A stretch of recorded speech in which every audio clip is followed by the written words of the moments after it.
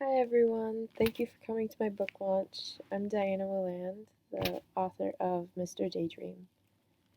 So I'd like to start out with my motivation. I'd like to start out with my motivation behind Mr. Daydream. So with the collection, I wanted to create a collection of poems that followed what I view as being a cycle of depression and how someone can cope with the feelings of loneliness, hope, yearning, and desperation. The main coping mechanism that I focus on in Mr. Daydream is maladaptive daydreaming, which is a form of intense daydreaming that can seem real and cause stagnation in everyday life.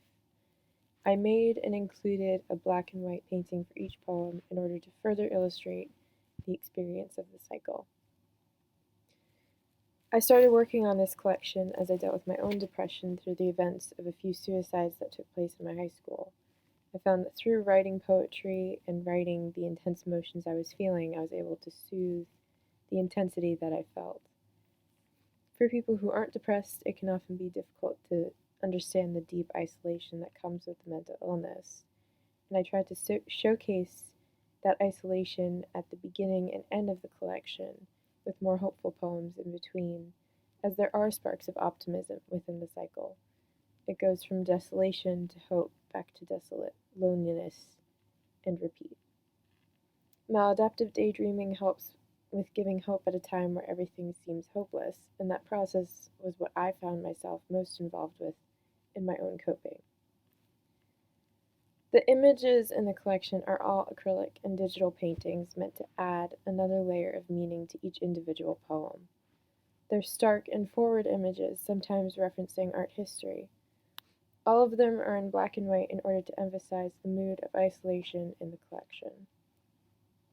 For example, the very first image that's paired with the poem, The Fool, is, uh, is reminiscent of Michelangelo's The Creation of Adam, but instead of reaching out to touch another hand, it's reaching out into darkness.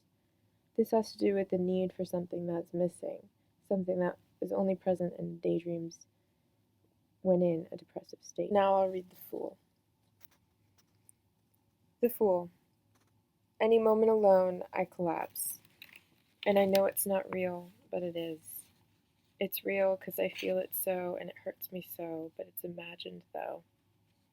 So I'm moved by nothing, I'm loved by nothing, I smile at nothing, I talk to nothing, I breathe for nothing, but nothing is everything for me at least. Nothing is everything, but everything isn't anything in the grand scheme of life and living, so it's nothing. It's imagined, but it feels, I feel, it's real. This theme of missing an aspect of the image continues throughout the rest of the paintings, such as in images for Mr. Someone, If I Met You, and Lonely. So some facts about me. I'm a current student at Emerson College in Boston, Massachusetts, studying writing, literature, and publishing with a minor in art history. I've always been an avid reader and writer.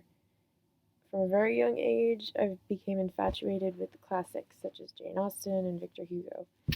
And writing poetry specifically has always been a great way for me to collect my thoughts and to escape the everyday. I'd like to thank Poet's Choice and Akshay Santhalia for giving me the opportunity to publish my work. I'm so grateful Poet's Choice has been so incredibly accommodating throughout this process, and that Mr. Santhalia has made me feel so welcome in the Poet's Choice community. I'd also like to thank my grandfather, Brent Collar, to whom this book is dedicated, my family, and my good friend Tavara for taking the photo of me on the back cover. The book Mr. Daydream is now available on Kindle, Goodreads, and Amazon, so please check it out. Thank you.